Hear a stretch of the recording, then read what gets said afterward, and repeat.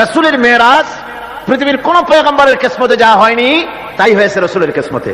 ধুলির ধরা থেকে একজন মানুষকে, একটা স্থূল ওজনদার একজন মানুষ, জড়দেহ, এই মানুষকে পৃথিবীর মাটি থেকে মহাশূন্য পাড়ি দিয়ে কেমনে নিয়ে গেল আকাশে, এ নিয়ে বহুত প্রশ্ন হয়েছে। কেউ কেউ মেরাজকে অস্বীকার করেছে, কেউ বলেছে হ্যাঁ মেরাজ মানি, তবে মেরাজ সশরীরে হয় নাই, মেরাজ হয়েছে স্বপ্নে। আবার কেউ বলেছেন মেরাজ হয়েছে এটা একটা আত্মিক ব্যাপার, স্পিরিচুয়াল ব্যাপার, সশরীরে মেরাজ অনেকে অস্বীকার করেছেন। তাদের যুক্তি হলো যে ল অফ গ্রাভিটেশন, মাধ্যাকর্ষণ শক্তি পাড়ি দিয়ে একটা স্থূল জড় শরীর এটা উঠলো কি করে? এটা তো ওঠার কথা নয়। আপেল গাছ থেকে আপেলটা ছিঁড়ে যখন পড়ে তখন তো উপরে যায় না, সেটা মাধ্যাকর্ষণ শক্তির বলে নিচে নামে, উপরে তো যায় না। কাজে মাধ্যাকর্ষণ শক্তি ল অফ গ্রাভিটেশনকে পার হয়ে কি করে একটা মানুষ উপরে চলে গেল? এ হলো 1 নম্বর প্রশ্ন, যারা অস্বীকার করে তাদের প্রশ্ন। 2 নম্বরে তাদের প্রশ্ন যে বুঝলাম না হয় কোনো কায়দা করে গেলেন, যায়া সে কি ঘরের কাছে ব্যাপার? কোথায়? এখান থেকে চাঁদ হলো 2,32,000 মাইল, সূর্য হলো 9,30,00,000 মাইল, তারপরে মিল্কি ওয়ে, গ্যালাক্সি, এগুলি তারকার রাজ্য, উপগ্রহের রাজ্য, গ্রহের রাজ্য। তারা বলছে এটা একটা কথা নাকি? ওদের মাথায় ঢোকে না, বিশ্বাসই করতে চায়। হুজুর ফিরে এসে যখন বসেছেন, তারপরে আবু জাহেল এসে তো বলছে যে মুহাম্মদ সাল্লাল্লাহু আলাইহি ওয়াসাল্লাম প্রত্যেক দিনই তো নতুন নতুন কথা কও, আজকে কোনো নতুন কথা আছে নাকি?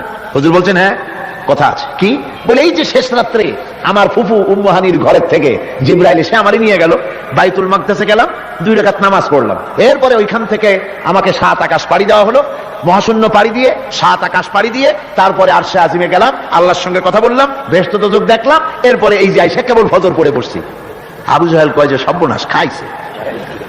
এতদিন মনে করছিলাম তুমি পাগল, কিন্তু কোনো সবুত ছিল না, আর আজকে দলিল মিলে গেল, প্রমাণ মিলে গেল তুমি একটি বদ্ধ পাগল। যেরকম নাউযুবিল্লাহি মিন যালিক। আবু জাহেল মনে মনে খুব খুশি হলো, বলল মুহাম্মদ সাল্লাল্লাহু আলাইহি ওয়াসাল্লাম তুমি কি অনুমতি দিবে? তুমি যেভাবে এই ঘটনা বললে এটা আমি মানুষকে বলে বেড়াই, অবশ্যই তুমি যাও বলে আসো। আবু জাহেল মনে করলো এটাই হলো গোল্ডেন অপরচুনিটি, এটাই হলো সুবর্ণ সুযোগ। তার সবচাইতে বেশি ভক্ত এবং অত্যন্ত আন্তরিক অন্তরঙ্গ বন্ধু হযরত আবু বকর, এই লোকটাকে খসাতে পারলেই বাজিমাত হবে। তার বাড়ি গিয়ে বলছেন আবু বকর শুনেছে বলে কি? কয় যে মুহাম্মদ সাল্লাল্লাহু আলাইহি ওয়াসাল্লাম পাগল হয়ে গেছে। বলে কি রকম? কয় যে এই সব কথা তিনি বলতেছেন এখন। হযরত আবু বকর বলছেন আবু জাহেল তুমি যা বললে আমার রাসূল কি হুবহু এরকম বলেছেন? আবু জাহেল বলছে হ্যাঁ ঠিক এরকমই বলেছে। হযরত আবু বকর বলছেন আবু জাহেল শোনো, হুজুর সত্য বলেছেন, নিঃসন্দেহে তার মেরাজ হয়েছে, কোনো সন্দেহ নাই। হযরত আবু বকর আবু জাহেলকে ধরে নিয়ে আসলেন কাবা শরীফে, মসজিদে হারামে এসে বলছেন হুজুর আমি এই আবু জাহেলের কাছে শুনলাম আপনি নাকি কি কি বলেছেন। হুজুর মেরাজের ঘটনা শোনালেন। হযরত আবু বকর বললেন আপনি সত্য বলেছেন। হুজুর বলেন আবু বকর তুমি আজ থেকে সিদ্দিক। সুবহানাল্লাহ। ভাইরা, মেরাজকে অনেকেই অস্বীকার করেছে, আর অস্বীকার করার যুক্তি কারো কারো থাকতে পারে যাদের ঈমান দুর্বল। কি করে সম্ভব? সজাগ করিয়া কিভাবে এই হাজার হাজার লক্ষ কোটি কোটি মাইল পাড়ি দিয়ে কিভাবে নিয়ে গেল, এটা কেমনে সম্ভব? এটা মানুষের মাথায় সহজে ঢুকবে না। মানুষের মাথায় সহজে ঢুকবে কোন? কি বলেন ঢুকবে? বিষয়টা খুবই কঠিন, বিষয়টা সহজে মানুষের মাথায় ঢুকবে না। এই জন্যে ঘটনাটা যেখানে আল্লাহ শুরু করেছেন তিনি ঘটনাটা বর্ণনা দিচ্ছেন এইভাবে, সুবহানাল্লাযী আসরা বিআবদিহি লাইলাম মিনাল মাসজিদিল হারামি ইলাল মাসজিদিল আকসাল্লাযী বারাকনা হাওলাহু লিনুরিয়াহু মিন আয়াতিনা ইন্নাহু হুয়াস সামিউল বাসীর। সাদাকাল্লাহুল আযীম। ঘটনাটার বিবরণ দিচ্ছেন আল্লাহ এভাবে, শুরু করছেন সুবহানাল্লাযী আসরা বিআবদিহি, সমস্ত অক্ষমতা দুর্বলতা থেকে মুক্ত সেই মহান সত্তা যিনি তার বান্দাকে ইসরা করিয়েছেন লাইলান, লাইলান রাতের একটি অংশ, পুরা রাত লাগে নাই, রাতের একটি অংশে তার বান্দাকে তিনি ইসরা করিয়েছেন। মিনাল মসজিদিল হারাম ইলাল মসজিদিল আকসা, মসজিদে হারাম থেকে মসজিদে আকসা পর্যন্ত রাতের একটি অংশে ইসরা করিয়েছেন। রাতের ভ্রমণকে আরবিতে ইসরা বলা হয়। আর এই বাইতুল মুকাদ্দাস থেকে আরশে আজিম পর্যন্ত ভ্রমণের নাম হচ্ছে মেরাজ, সিঁড়ি। সেই সিঁড়িটা কিরকম হবে পরে বলছি। এখানে বলা হচ্ছে তোমরা তো জিনিসটাকে কঠিন মনে করো, যেটা কি করে সম্ভব, এটাকে কঠিন মনে করো, অসম্ভব মনে করো, কিন্তু কাজটা ঘটায়ছেন এমন এক সত্তা সুবহান, যিনি সমস্ত দুর্বলতা অক্ষমতা থেকে মুক্ত, মহান শক্তিশালী আল্লাহ ঘটনাটা ঘটায়ছেন। কাজী তোমাদের এই চিন্তা কেন, যেটা কি করে হলো? কাজটা কে ঘটায়ছেন? আল্লাহ সুবহানাহু ওয়া তাআলা তিনি ঘটায়ছেন। তার জন্য এগুলি কি কোনো অসম্ভব ব্যাপার? বলুন, এটা কি কোনো অসম্ভব ব্যাপার? নিশ্চয়ই কোনো অসম্ভব ব্যাপার না।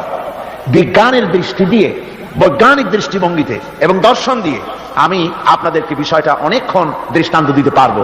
সে ধরনের মাল মশলা আমার কাছে মজুদ আছে, যে রাসূল পাক সাল্লাল্লাহু আলাইহি ওয়াসাল্লামকে মেরাজ হয়েছিল বিজ্ঞান এবং দর্শন দিয়ে বোঝানো যেতে পারে। কিন্তু এই যুক্তি, এই তত্ত্ব, এই তথ্যের কোন যুক্তি নাই, যেহেতু আল্লাহ নিজে বলেছেন সুবহানাল্লাযী আসরা বিআবদিহি লাইলাম মিনাল মাসজিদিল হারাম। এই ঘটনা ঘটায়ছেন তিনি, যার ক্ষমতার ভিতরে কোনো দুর্বলতা নাই, যার ক্ষমতা মুহাইয়া করতে পারে এমন ক্ষমতা কারো নাই, যিনি প্রচন্ড ক্ষমতার মালিক, অক্ষমতা তাকে স্পর্শ করে না, সেই মহান আল্লাহ এটা ঘটায়ছেন। সুতরাং যুক্তি প্রমাণের কোনো প্রয়োজন নাই, আল্লাহ নিজে বলছেন ঘটনাটা আমি ঘটাইছি সুবহানাল্লাহ। তারপরে বলা হচ্ছে যে তিনি ফিরে এলেন, ওই যে বোরাক, হাদিস শরীফে এসেছে বোরাকে করে তাকে নেওয়া হয়েছে। তো বোরাকে করে নেওয়া হয়েছে, বোরাকটা কেমন? সেই বোরাক আমরা আবার বানাইছি, আমাদের তো বুদ্ধি কম না, আমাদের দেশের লোকের আবার বোরাক বানায় ছাড়ছে। ঘোড়ার মতো বডি, মানুষ মেয়ে লোকের মতো একটা মাথা, খুব সুন্দর চুপ, তারপরে চুল টুল ঝুলানো, এরকমের দুইটা ডানা আছে ঘোড়ার পিঠের উপরে, নিচে লেখা আছে হাযা বুরাকুন নবী সাল্লাল্লাহু আলাইহি ওয়াসাল্লাম। আর এইটাকে বরকতের জন্য মুসলমানেরা ঘরের মধ্যে টানায় রাখে, দেখছেন আপনারা এরকম।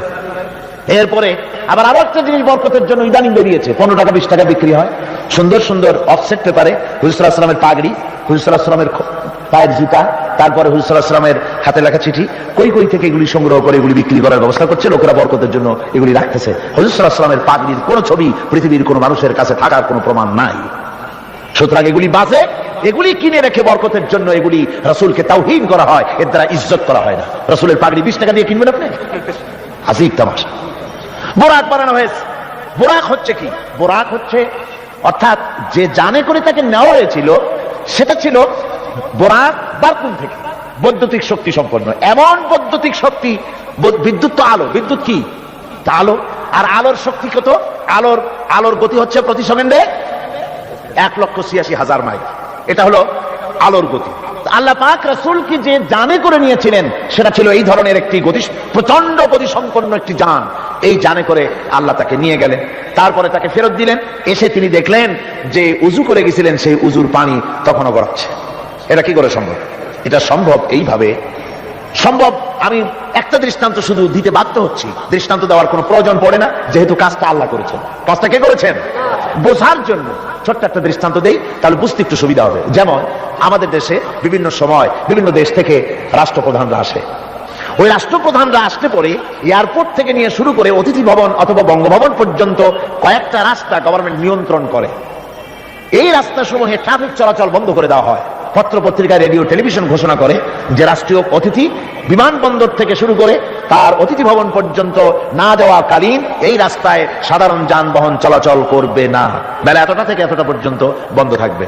তারপরে মেহমান চলে গেল, মেহমান নামলো, গাড়িতে উঠলো, মোটর শোভাযাত্রা সহকারে তাকে অতিথি ভবন অথবা বঙ্গভবন নিয়ে যাওয়া হলো। এরপরে স্বাভাবিক প্রক্রিয়া, আবার ট্রাফিক চলাচল শুরু হয়ে গেল।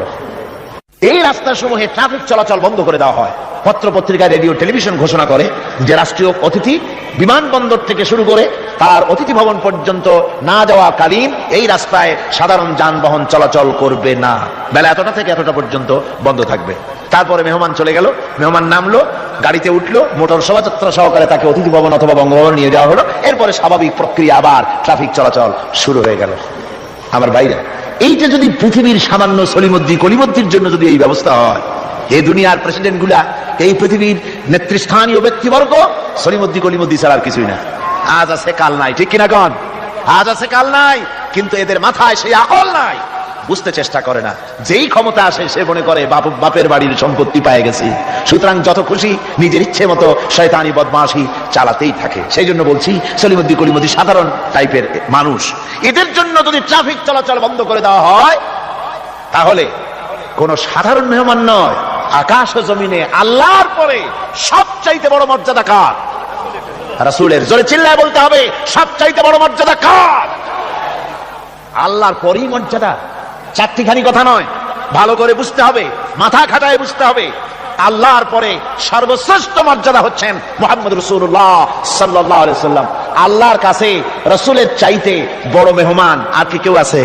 আর কেউ আছে? এই শ্রেষ্ঠ মেহমানকে দাওয়াত দিয়েছেন আল্লাহ নিজে, আরশে আজিমে দাওয়াত দিয়েছে। এখন মেহমানকে দাওয়াত দিয়ে আল্লাহ পাক যদি বলে থাকেন যে আমার মেহমান আমার বাড়ি আসতেছে, আরশে আজিমে আসতেছে, সুতরাং পৃথিবীর আহ্নিক গতি, এর বার্ষিক গতি, এর সময়ের গতি, এর ইথারের গতি, এর অক্সিজেন, এর পৃথিবীর পরিচালনার গতি, গতিবিজ্ঞান যাকে বলা হয়, এই গতি, এই শক্তি, এই পরিচালনা শক্তি, সময়, কাল, সবটাকে আল্লাহ যদি স্টপ করে দিয়ে থাকেন, দাঁড়িয়ে থাকো জায়গায়, রাত এখন 3টা 45 মিনিট 35 সেকেন্ড, এখানে দাঁড়িয়ে থাক, আমার মেহমান আরশে আজিম ভ্রমণ করে আমার সঙ্গে কথা বলে বেহেশত দোজখ দেখে তারপরে যখন বাড়ি যাবে, এরপরে 3টা 35 মিনিট 47 সেকেন্ড থেকে আবার চালু হবে। এভাবে যদি আল্লাহ সময়ের গতি বন্ধ করে দিয়ে থাকেন, তাহলে রাসূল পাক সাল্লাল্লাহু আলাইহি ওয়াসাল্লাম আরশে আজিম ভ্রমণ করে ঘরে এসে যদি দেখেন উজুর পানি তখনও গড়াচ্ছে, তা কি অসম্ভব? তা কি বিচিত্র কিছু? আদৌ বিচিত্র না।